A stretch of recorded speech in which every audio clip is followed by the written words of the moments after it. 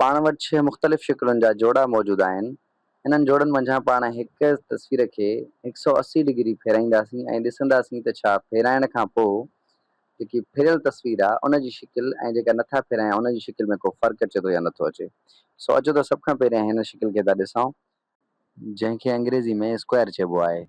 अचो त चौरस या स्क्वायर खे पंहिंजे मर्कज़ या सेंटर जे चौधारी फेराए ॾिसूं। हीअ असां वटि थी वियो 90 डिग्री।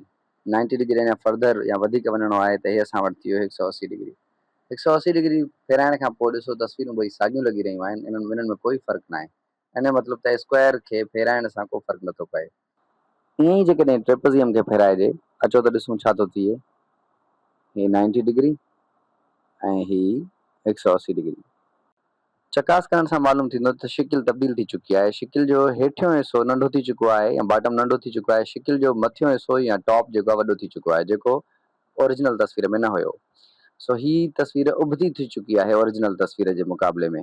यानी ट्रेपज़ियम खे जेकॾहिं मर्कज़ जे चौधारी 180 डिग्री फेराइजे त फ़र्क़ु अची वेंदो आहे। अहिड़े तरीक़े सां ही पाण वटि ॿी तस्वीर आहे जंहिंमें आहे स्टार असां वटि। सो ॾिसण सां असांखे ईअं लॻे थो त हुनजो हिकिड़ो पार्ट ॿिए पार्ट सां 90 डिग्री ते आहे ऐं टियों पार्ट जेको आहे उहो 180 डिग्री ते आहे।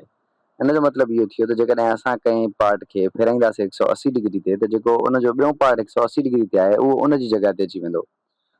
तस्वीर में ॾिसी सघिजे थो त ही पार्ट हिन पार्ट खां 90 डिग्री ते ऐं हिन पार्ट खां 180 डिग्री ते आहे, छाकाणि त हीअ असांजो सेंटर आहे। सो जेकॾहिं सेंटर जे चौधारी असां मूव कराईंदासीं, फेराईंदासीं, उबतो कंदासीं त हेठियों पासो मथे ऐं मथियों पासो हेठि अची वेंदो। सो अचो त फेराए था ॾिसूं। हीअ असां वटि थी वियो 90 डिग्री ऐं हीअ असां वटि थी वियो 180 डिग्री। सो तस्वीर खे फेराइण सां कोई बि फ़र्क़ु नाहे पियो। अचो त हींअर हिन पूर्व विछोड़ पासे चौकुंडे खे ॾिसूं जंहिंजो सेंटर हिन जॻह ते आहे। सो जेकॾहिं असां हिन जे हिकिड़े कंहिं पॉइंट खे वठूं, मसलन पाण हिन पॉइंट खे ॾिसूं त ही पॉइंट 180 डिग्री जॾहिं फिरंदो त उहो अची करे हिन जॻह ते पहुचंदो। अहिड़ी तरीक़े सां जेकॾहिं असां हिन पॉइंट खे ॾिसूं त इहो जॾहिं फिरंदो पंहिंजे सेंटर जे मर्कज़ चौधारी ते हिन जॻह ते अची पहुचंदो। सो ही पॉइंट हिन जॻह ते ऐं ही पॉइंट हिन जॻह ते, यानी पैरेललोग्राम में बि को फ़र्क़ु नथो अचे। अचो त हिन ॻाल्हि जी तस्दीक था कयूं। सो ही आहे 90 डिग्री ऐं ही आहे 180 डिग्री।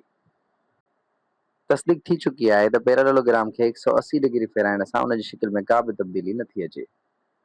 ट्रायंगल या त्रिकोणे खे जेकॾहिं पंहिंजे ई मर्कज़ जे चौधारी 180 डिग्री फेराइजे त उहो किथे ईंदो। सो जेकॾहिं पाण हिन पॉइंट खे ॾिसूं जेको ट्रायंगल जो मथीं कुंड आहे, इन खे अगरि असां 180 डिग्री फेरायूं त उहो कंहिं हिन जॻह ते ईंदो जेको ट्रायंगल खां ॿाहिरि आहे। सो मथियों पॉइंट हिन जॻह ते ईंदो ऐं ही हेठियों पॉइंट हिन जॻह ते ईंदो ऐं राइट ट्रायंगल वारो पॉइंट हिन जॻह ते ईंदो। अचो त ॾिसूं था छा वाक़ई में फ़र्क़ु पए थो। सो ही ट्रायंगल खे पाण फेरायूं था। ही आहे ट्रायंगल जो 90 डिग्री ऐं ही आहे ट्रायंगल जो 180 डिग्री।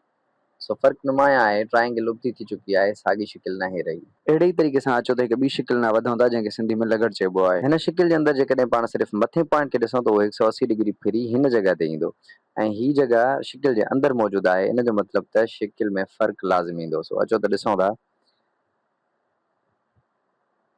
ही आहे असांजो 90 डिग्री ऐं ही असां वटि आहे 180 डिग्री। पाण ॾिसी सघूं था त ॿई तस्वीरूं अलॻि नज़र अचनि थियूं। सो हिन जो मतिलबु त 180 डिग्री फेराइण सां तस्वीर में फ़र्क़ु अची चुको आहे। जेकॾहिं हिन तस्वीर में हॉरिज़ॉन्टल या एक्स एक्सिस वारो जेको डिस्टेंस आहे उहो सिमेट्रिकल हुजे या जीअं पैरेललोग्राम या स्क्वायर में हुयो त पोइ असां वटि ही तस्वीर कुझु ॿियो ॾेख ॾे। पर छाकाणि त हिन में हॉरिज़ॉन्टली यकी जेकॾहिं असां ॾिसूं त जेको डिस्टेंस आहे उहो सिमेट्रिकल या साॻियो न आहे।